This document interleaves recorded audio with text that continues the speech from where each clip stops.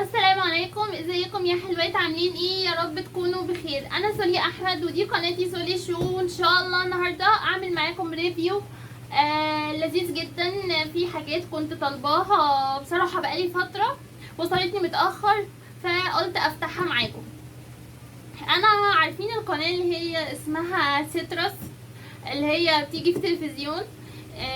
انا كنت شفتها من فتره بالصدفه وعجبتني حاجات وشفت ريفيوهات عنها، طلعت ان هي مشهوره يعني من زمان ومعروفه وكده. فقلت اجرب. انا كنت محتاجه مكنسه، او بمعنى اصح دي بتغسل السجاد، تمام. وطالبه حاجات تانية، كنت محتاجه مكوه ملابس. فخلينا نشوف واحده واحده. دي اول حاجه اللي هي مغسله السجاد. ده شكلها، مش عارفه كده شكلها واضح ولا ايه. ده شكلها، هي كده ضخمه وليها البرميل هنا كده، خزان بيتملى ميه، وهي عباره من تحت عن زي فرش دواره كده. وبيجي معاها كذا قطعه، تمام. هحاول ان انا اوريها لكم من قدام. بيجي معاها قطعه رفيعه قوي كده، هحاول افتحها معاكم.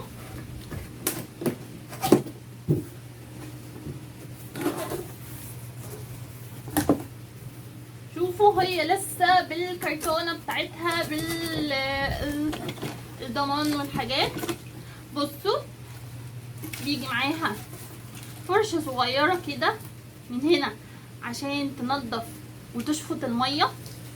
شايفين الفرشه دي؟ عشان تدخل في الاماكن الضيقه، علشان دي بتدخل في الاماكن الضيقه، بتنظف وبتشفط الميه. هي كمان الحاجه اللي هي بتغسلها بتنشفها في مده 30 دقيقه، يعني انت في خلال مثلا ساعه بتكوني غاسله السجاد. وكمان بتغسل المفروشات، بتغسل الستاير وهي معلقه، ما بتضطريش ان انت تنزلي الستاير. بتغسل البتاع ده، الانتريهات والصالونات والحاجات اللي هي بتبقى صعبه علينا دي، هي بتغسلها. القطعه دي لذيذه جدا بصراحه، عجباني. ليه؟ بتدخل بقى في الاماكن الضيقه اللي انتي ما بتعرفيش توصلي ليها. فرشه مع كده شفاط يشفط الميه، تمام. بيجي معاها ده سائل. السائل ده حلو جدا. ده سائل غسيل، عشان كمان بيشيل البقع وبيغسل السجاد، ولو فيها بقع بتروح. وكمان مضاد للجراثيم. يعني مثلا طبعا الاطفال انتوا عارفين دايما بيوقعوا عصير، بيوقعوا لبن، حليب، الحاجات بتاعتهم الظريفه دي بتخلي فيه ريحه كده في السجاد مش ظريفه. فده كمان مضاد للبكتيريا اللي هي بتخلي السجاد كده يطلع ريحه. فده كمان جاي معاه. طبعا نسيت اقول لكم ان هي ماركه بيزل. ماركه بيزل دي معروفه قوي في الحاجات اللي بتغسل السجاد، تمام. ده السائل اللي جاي معاه. كمان جاي معاه ده صراحه انا مش عارفه، لسه مش عارفه استخدامات الحاجات دي ايه. ده كمان حاجه برضو للغسيل السجاد.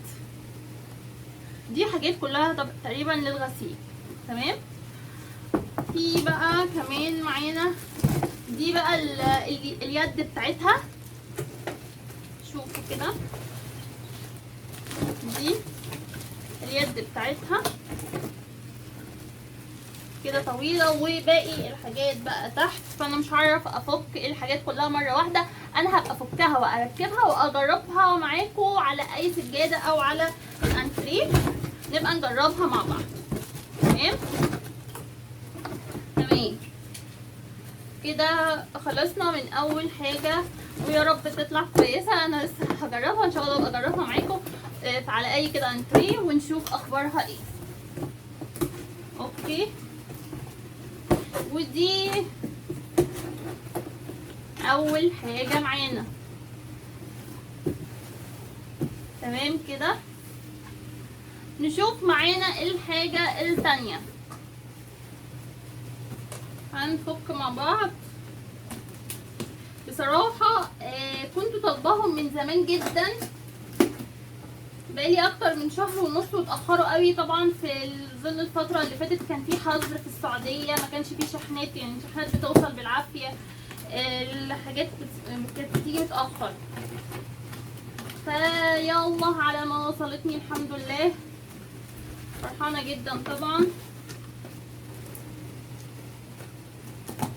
شوفوا كده دول حاجتين انا كنت طالبه. ادي اول حاجه، ادي المكوه. هنشيل بقى الكرتون. دي المكوه اول حاجه، هنجيب دي كده.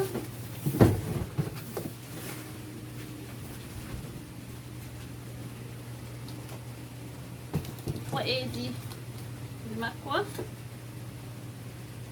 هي مكوه بخار. المفروض بقى ان هي فيها جاي معاها كذا قطعه، هي تشتغل مكوه بخار وتشتغل مكوه عادي. جاي معاها كذا قطعه كده غيار بديل، علشان المفروض ان هي مثلا فيها قطعه لكوي التيشيرتات اللي هي الملابس الحساسه، فيها قطعه لكوي الملابس التقيله، فيها قطعه كمان. شوفوا ده اول حاجه عشان ينضفها، دي فرشه عشان تنضفي بيها سطح المكوه، وده تقريبا معيار عشان تملي بيه الخزان بتاع البخار بتاع المكوه، ودي فرشه عشان تنضفي بيها سطح المكوه. تمام. ده تقريبا جراب كده عشان تحفظي فيه المكوه بعد الاستخدام.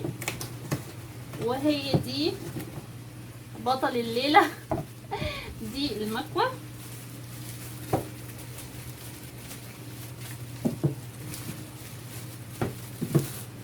هو بيجي الراجل كده في التلفزيون بيقعد يكتب بيها حاجات تقيلة زي البلاطي والبدل واي حاجة. ليها زرار هنا، الزرار ده بتتكي عليه كده يطلع بخار، يبخ البخار.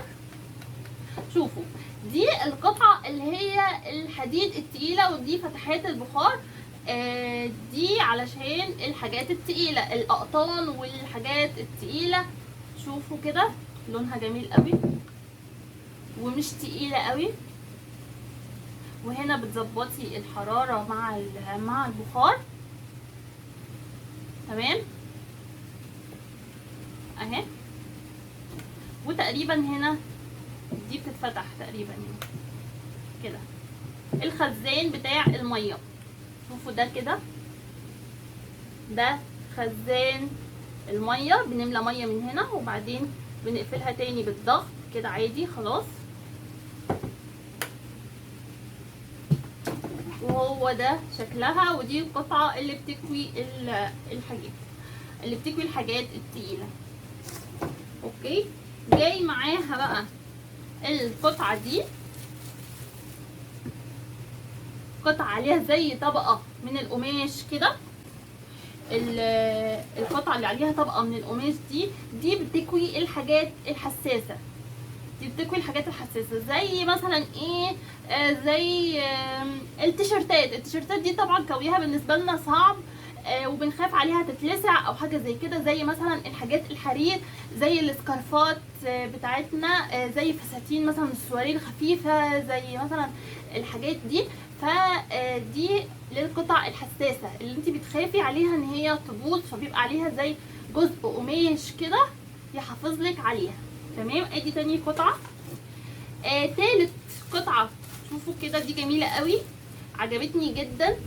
عبارة عن فرشة، شايفين؟ عبارة عن فرشة. الفرشة دي بقى بيساعدك لو انت عندك حاجة فرو، البلاطي الفرو والحاجات دي،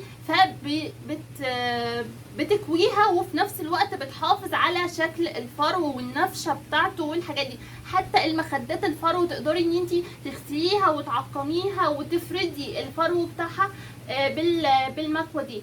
حتى كمان العاب الاطفال الفرو تقدري ان انت تعقميها بالحاجات دي. الالعاب اللي هي والدباديب والحاجات دي بتقدري ان انت تعقميها بالقطعه دي. القطعه دي بصراحه عجباني جدا، حتى لو لحاف فرو ولو بطانيه بتقدري ان انت تمشي عليها فتخليها تاخد الحراره، بتعقم وبتديها الشكل المتساوي بتاعها الجميل ده. عجباني جدا القطعه دي وحاسه ان هي حلوه قوي. تمام. معانا كمان قطعه تقريبا القطعه دي صراحه مش عارفه لايه، هبقى اشوف كده. مش عارفه القطعه دي ممكن تكون لايه بصراحه. ممكن تكون قطعه بديله، ودي الحاجه اللي بتسندي عليها المكوى كده. يعني هنطلعها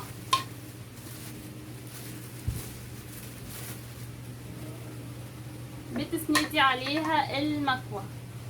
اوكي، يبقى هي مقلوبه كده، يبقى بتسندي عليها المكوى كده عشان ما تتلسعش، بتبقى جنبك كده.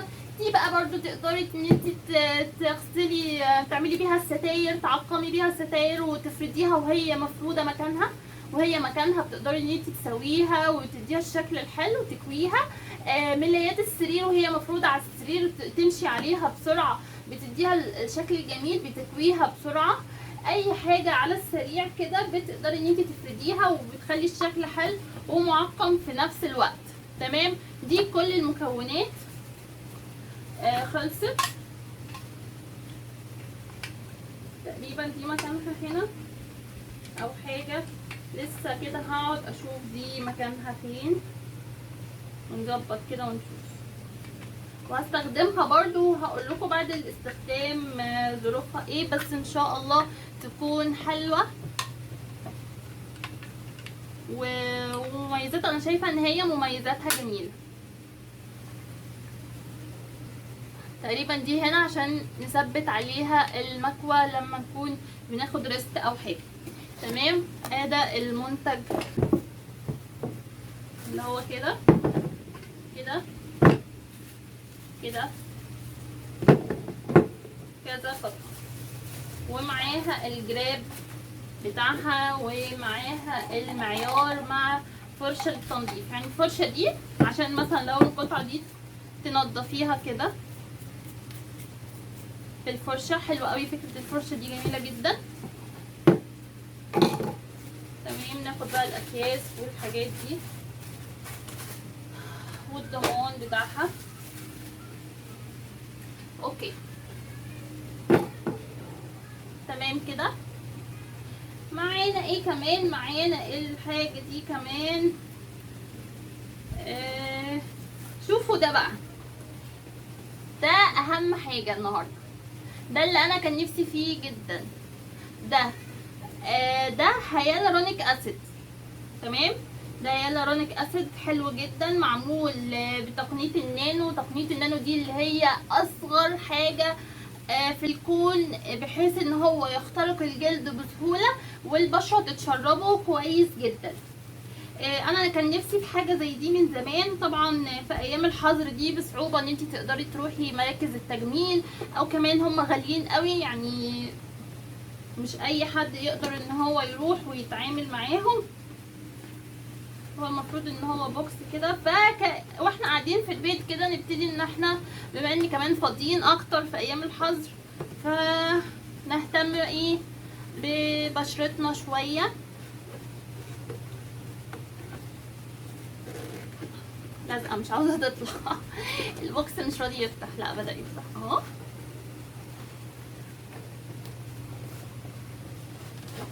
شوفوا كده، دول كذا علبة. شوفوا دول 8 علب من الهيالورونيك اسيد. نشوف جواها ايه وهقول لكم على فوائده دلوقتي. اصلا الهيالورونيك اسيد ده مكون طبيعي في البشرة، داخل البشرة، يعني هو اصلا مكون طبيعي. ومع تقدم السن كل ما الواحد بيكبر فافرازه بيقل. اوكي هنفتحه كده من جوه. هو جاي متغلف كده.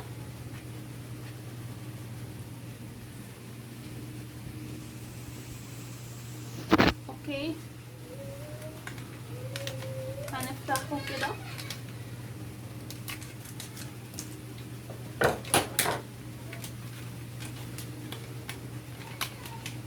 شوفوا هو جاي عبارة عن سرنجة كده وجواه الهيالورونيك اسيد. تمام. ودي اعتقد مش ابرة، انا مش عاوزة افتحها دلوقتي عشان انا مش راح استخدمه، بس هفتحه معاكم مش مشكلة. بصوا دي مش ابرة، دي مش ابرة، هي فاتحة كده في السرنجة، شايفين؟ هي فاتحة كده في السرنجة مش ابرة. تمام. ده بقى يبقى حلو جدا لو استخدمناه مع ديرمارول، يعني لو عندك ديرمارول يبقى تحفة جدا لو استخدمتيه معاه. تمام. طبعا الامبول ده كبير جدا، الامبول ده كبير جدا، يعني يكفي مثلا يكفي كذا مرة اعتقد، يعني نشوفه كبير ازاي، كبير. طيب دلوقتي عاوزين نعرف الهيالورونيك اسيد ده فوائده ايه. شوفوا العلبة دي جاية، هو عرض انا واخدة العرض الكبير، هو كان في عرض 4 وفي عرض 8، يعني انا واخدة اللي هو 8، 4 هم فوق و4 من تحت.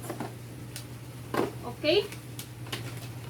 طيب هو الهيالورونيك ده اسيد ده فوائده ايه؟ هو مرطب طبيعي، يعني هو كانك ما بتستخدميش حاجه، ده حاجه طبيعيه، مرطب طبيعي للبشره. بيعتبر هو المكون النسيج الداخلي للجلد، وبيساعد على تماسك البشره وبيملى الفراغات.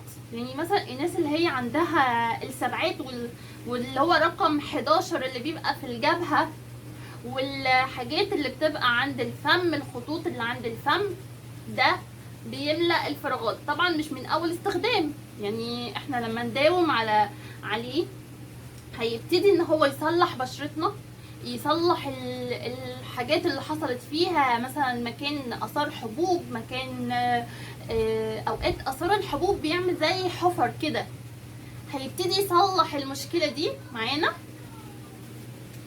تمام. ومع مداومة الاستخدام. طيب هو كمان بيعمل ايه؟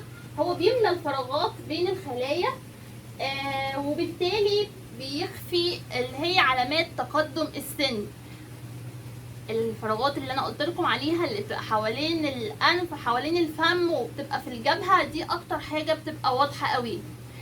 كمان على الايدين، يعني كمان تقدري تستخدميه على ايديكي، يملى الفراغات، يخلي لها شكل الشباب، شكل حيوي، شكل ناضر. هو كمان بيعمل على اخفاء المسام الواسعه. ليه؟ علشان هو بيشد الجلد، يعني هو بيعمل على شد ترهلات البشره وشد الجلد، فبالتالي بيشد المسام الواسعه دي وبيخليها تظهر بشكل صغير، ومع المداومه بيخفيها خالص. طبعا المسام الواسعه دي اكتر حاجه مسببه لنا مشكله، سواء للبنات سواء للولاد، كلنا متضايقين من موضوع المسام الواسعه ده. فده مع الاستخدام ان شاء الله تروح. ليه؟ لانه لا بيشد ترهلات الجلد، وكمان بيعمل نضاره وحيويه، وبيساعد على علاج الهالات السوداء والانتفاخات اللي تحت العين. يعني ده دايما يقولك مش اي منتج نستخدمه تحت عينينا، ده نقدر نستخدمه تحت عينينا لان هو منتج طبيعي، فتستخدميه تحت عينيكي عادي، هيساعد على اخفاء الهالات السوداء وكمان الانتفاخات اللي بتبقى تحت العين، وهيعمل على شد البشرة وتنعيمها،